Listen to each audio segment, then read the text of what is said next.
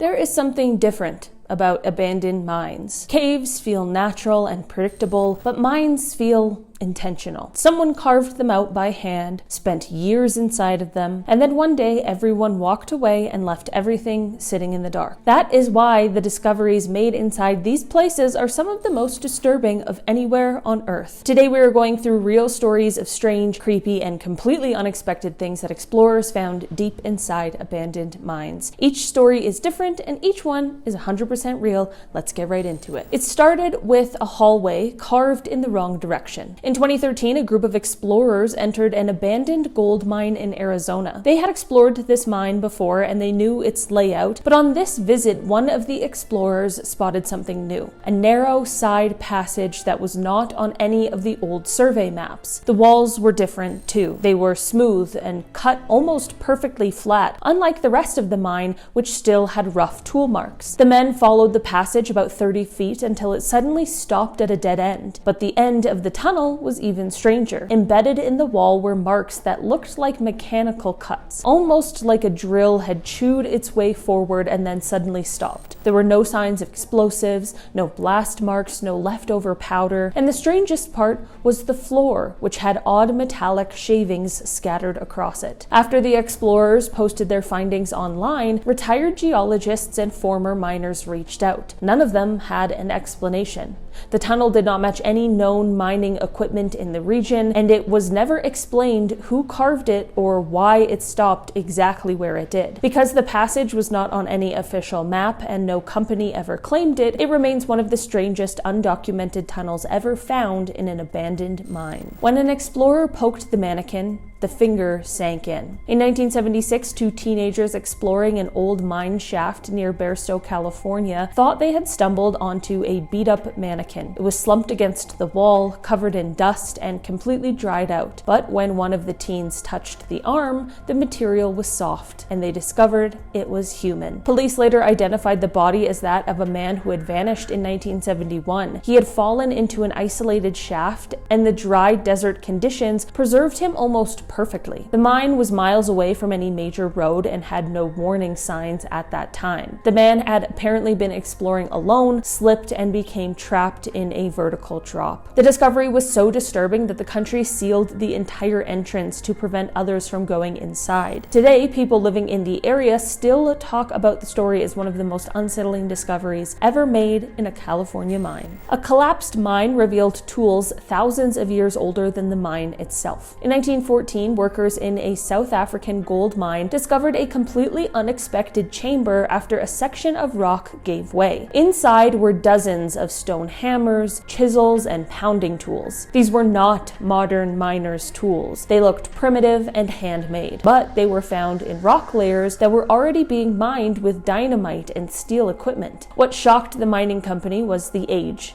Geologists who examined the surrounding rock later reported that the layer the tools were found in dated back hundreds of thousands of years. The tools did not match any known culture and looked far older than anything humans were supposed to be making at that time. They were removed, cataloged, and quietly stored away, but photos sometimes still circulate online. The mine workers insisted the tools were found exactly where they appeared. Many scientists dispute the interpretation, but the discovery remains one of the most debated archaeological finds ever uncovered inside of a mine. Explorers thought they were looking at rocks until one moved. In 2005, a group exploring a long-abandoned lead mine in Wales recorded something unusual. They kept seeing pale shapes on the ground. At first, they thought the shapes were bits of ore or limestone, but then the shapes scurried. They had stumbled onto a population of albino cave insects and rodents that had adapted to the pitch-black environment, but they also found something even stranger. Several of the rodents were missing their eyes entirely, not damaged or injured, just no eyeballs at all. Their skulls were smooth where the eye sockets should have been. Biologists later confirmed this was a known but rare mutation that occurs in animals isolated in complete darkness for many generations. The mine had been sealed for decades, which meant an entire colony had adapted underground without human interference. Even the biologists who studied them said the sight was disturbing. Seeing mammals with no eyes moving confidently through absolute darkness made the explorers rethink rethink what can evolve in abandoned places humans never return to.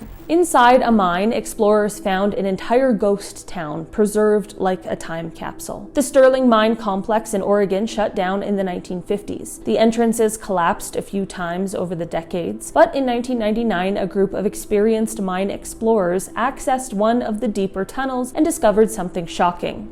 Past the first few hundred feet deep inside the mountain, they stepped into a massive open cavern that once served as a staging area for miners. Inside the cavern were dozens of wooden structures. There were lockers, handwritten chalkboards, rusted cooking stoves, old boots still lined up on wooden shelves, and a first aid station with supplies still sitting on the table. Some spots even had newspapers from the 1940s that were still readable. It looked like the entire crew simply walked out one day and just never came back. Because the cavern was sealed from sunlight and moisture, everything was like it was frozen in time. Every canary brought inside dropped instantly. In 1980, a mining inspection team entered an abandoned silver mine in Idaho after locals complained about a strange smell drifting out of the entrance. As soon as the team carried in their air testing birds, the animals collapsed. They had not flown around or struggled, they simply fell from their perches. When the team tested the air, they found dangerously high levels of hydrogen sulfide. The concentration was so high that even brief exposure could knock someone unconscious. But the strange part was that the mine had not been active for decades, and there were no geological signs the gas should have accumulated in those amounts. Experts eventually concluded that a slow buildup of decaying organic material deep in the lower chambers had created a pocket of gas that rose upward over time, but no one could explain why the levels were so extreme or why they had suddenly begun venting toward the entrance. The mine was sealed permanently, and locals have reported for years that during hot summers, the smell still leaks out. A cave-in led to bones no one expected to be that large. In 1965, a collapse inside the Lovelock Cave mining area in Nevada exposed a small chamber filled with massive bones. Workers initially believed they had uncovered the remains of cattle or horses that had fallen from the surface, but when archaeologists examined them,